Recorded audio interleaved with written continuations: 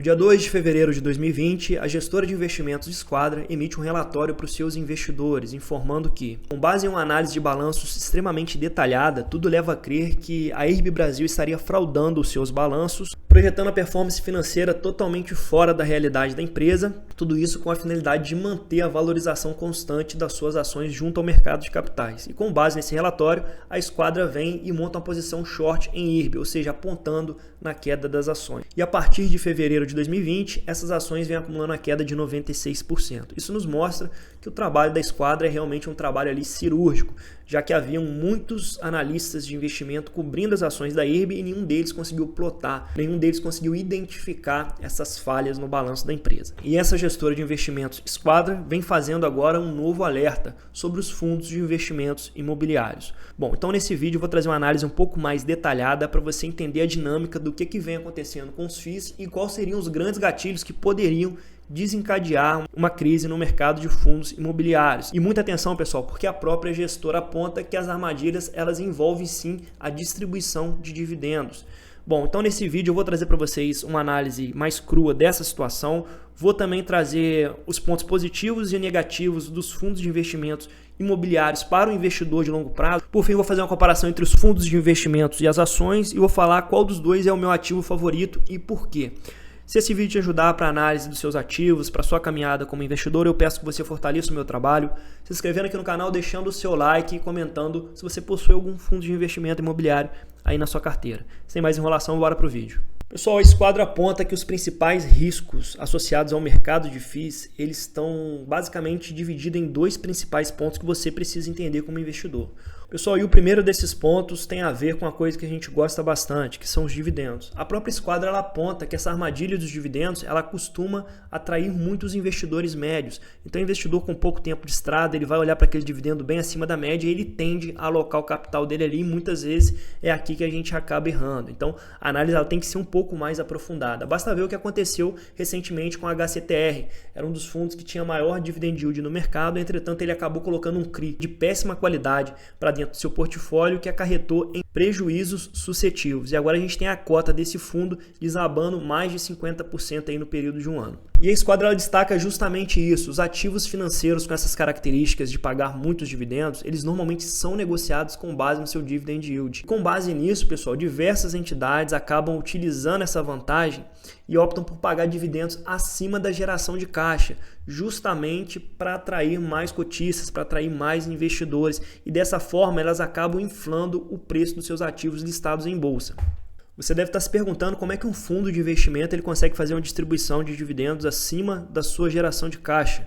Bom, a resposta está justamente nas emissões sucessivas. Então a gente viu nos últimos 2 anos muitos fundos imobiliários fazendo emissões sucessivas de cotas. Então eles colocam o dinheiro dentro do caixa do fundo e em vez de alocar esse dinheiro em ativos que vão gerar retorno a longo prazo, seja em CRIs, seja em galpões logísticos, seja em lajes corporativas, eles começam a utilizar esse dinheiro do caixa para inflar os dividendos. Com isso, a cota desses fundos se valoriza no curto e no médio prazo. Entretanto, a longo prazo, essa estratégia ela acaba sendo insustentável, né? Porque em algum momento as novas emissões elas não vão ter aderência e nessa hora o dividendo ele vai começar a cair. E se o dividendo cai, vocês já sabem, né, pessoal? A cota ela vai acompanhando essa distribuição também. O segundo ponto a ser observado, e esse com um pouco mais de cuidado, é justamente a situação estrutural do setor de varejo hoje no Brasil. O setor de varejo ele tem uma associação muito íntima com o mercado de FIIs, já que a gente sabe que a maioria dos galpões de distribuição eles acabam sendo contratados pelo setor de varejo. Caso houvesse um problema estrutural no setor de varejo, os FIIs de shopping eles também poderiam ser diretamente impactados. Pessoal, então numa carta de 22 páginas enviada aos seus investidores, a Esquadra ela aponta que uma boa parte do setor de varejo tentou esconder baixos retornos operando a contabilidade e métricas gerenciais, ou seja, maquiando os balanços. Tudo isso para crescer a qualquer custo, justamente naquele cenário de juros baixos. Só que a gente teve um aperto monetário muito severo do ano de 2021 para cá e isso vem comprometendo bastante o nível de alavancagem do setor de varejo. Pessoal, então naquele período de Selic a 3%, Selic a 4%, que foi um período de capital abundante, a receita da maioria das empresas de varejo realmente cresceu muito.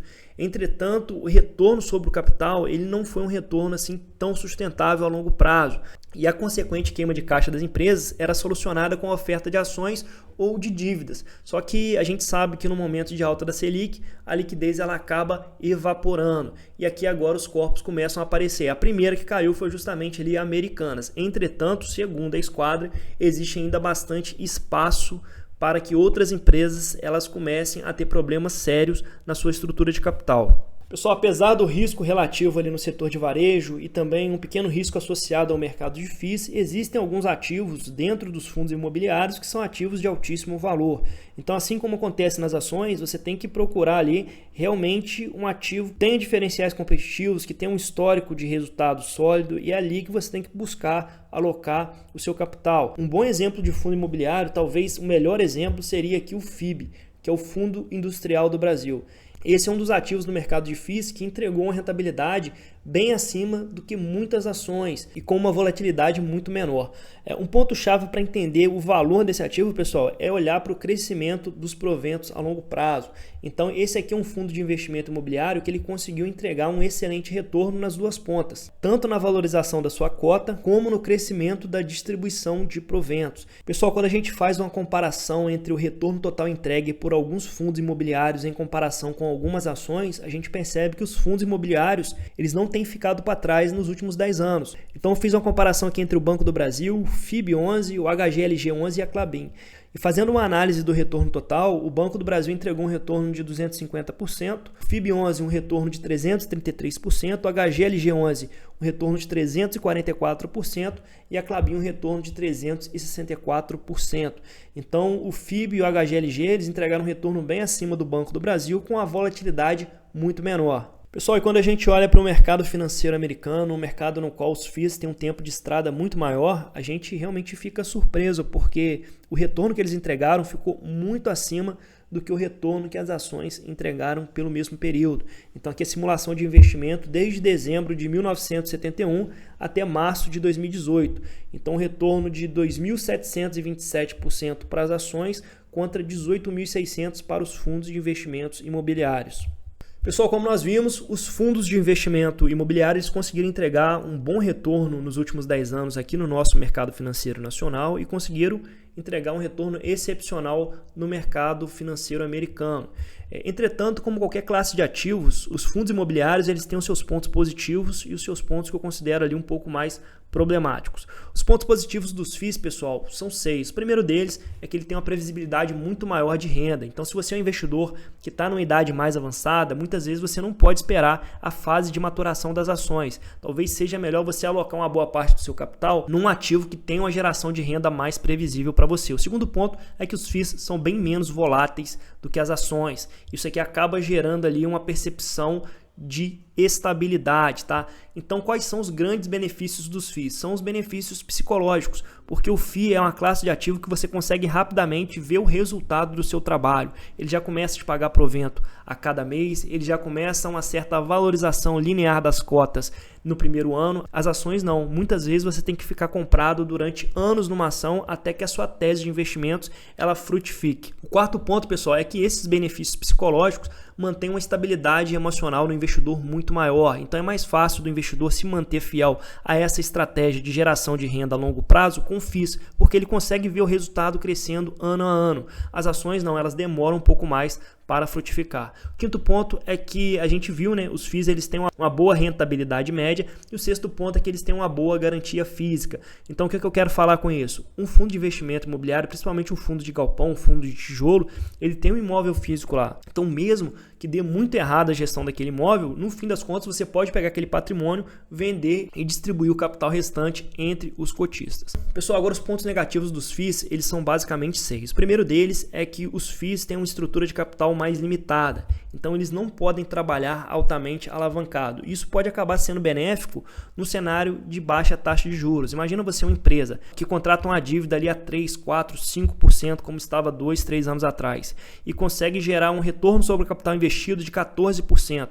Olha só a capacidade que essa empresa tem de gerar valor, uma flexibilidade muito maior. Já os FIIs são mais limitados. A maioria dos FIIs eles só conseguem tomar mais recursos com a emissão de novas cotas. O segundo ponto, pessoal, é o excesso de emissão de cotas.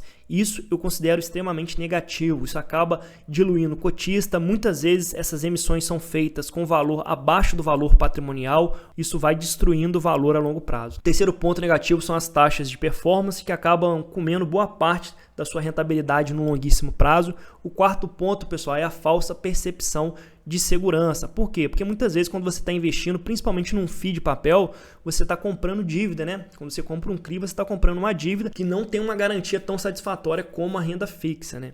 O quinto ponto é que existe uma dificuldade muito maior de análise no mercado de FIIs. Quando você olha para uma ação a longo prazo, você consegue ver o guidance, você consegue ver os projetos, você consegue ver a margem líquida histórica daquela ação, você tem um histórico de retorno a longo prazo, então fica muito mais fácil de você entender qual é o produto que aquela empresa entrega para o mercado e qual que é o público-alvo dela. É fácil de você fazer uma análise. Os FIIs já são um pouco mais complicados, tem que confiar muito mais na gestão. O sexto ponto é o imposto de renda. Então, as ações até R$20 mil por mês você consegue vender isento de imposto de renda. Já os FIIs não. Qualquer valorização na cota já será necessário o pagamento do imposto de renda. Bom, pessoal, então como nós vimos, alguns fundos imobiliários têm uma boa capacidade de gerar valor a longo prazo. São ativos um pouco mais resilientes, eles não têm tanta volatilidade, têm uma previsibilidade de renda maior, o que pode te ajudar a ir reforçando os aportes a cada mês, mas eu ainda tenho uma preferência maior pelo investimento em ações. Por quê? Porque na média os FIIs eles entregam um bom retorno, mas quando a gente consegue fazer um stock picking, ou seja, a gente consegue selecionar bem os ativos, quando se trata de ações, você consegue acabar extraindo um retorno maior da sua carteira a longo prazo. Isso porque, como eu falei para vocês, as ações elas são ativos muito mais flexíveis, né? Um exemplo aí é a Klabin. Então a Klabin ela consegue diversificar as fontes de receita dela, que pode tornar ela um ativo mais resiliente a longo prazo, atuando dentro de vários nichos da economia, tanto papéis, quanto embalagens, quanto celulose. Ela tem um menor custo caixa para a produção dessa celulose. O mercado endereçável da Klabin ela tende a crescer a longo prazo e, como eu falei, ela pode se alavancar para investir em projetos que vão ter altas taxas de retorno a longo prazo. Projetos que geram eficiência operacional, reduz o custo de produção, aumenta a capacidade. Pessoal, então todos esses diferenciais, eles acabam gerando um crescimento no retorno médio ao longo dos anos. Então, quando a gente analisa aqui o ROIC, que é o retorno sobre o capital investido da Klabin, ele vai crescendo a longo prazo, evidenciando ganho de eficiência. Isso porque ela acaba desfrutando de uma boa flexibilidade, ela pode se alavancar em momentos mais interessantes, ela pode trabalhar com menos dívida quando a taxa de juros é mais elevada, ela pode investir em novos projetos e também diversificar suas fontes de produto. E essa flexibilidade ela tende a gerar muito valor a longo prazo. Mas qual que é o preço disso? O preço disso é justamente uma volatilidade muito maior a longo prazo e, além disso, um dividendo que oscila muito mais ao longo dos anos. Então, como a gente pode ver, o gráfico de dividendos do FIB11 é um gráfico praticamente retilíneo, que só vai crescendo ano a ano. A Klabin não, a Klabin ela tem as oscilações dela, porque a gente está falando também de uma ação de commodity, né? Então, em fases negativas do ciclo, ela vai ter o seu resultado um pouco mais deteriorado, mas quando o investidor de longo prazo ele aproveita essas oscilações para comprar os ativos descontados, ele consegue acelerar ainda mais o seu processo de enriquecimento a longo prazo. Então, esses são os principais fatores que me levam a escolher as ações. Tem uma carteira muito mais focada em ações, mas entendo que os fundos imobiliários eles também têm o seu valor e a sua importância para um portfólio de investimentos diversificado.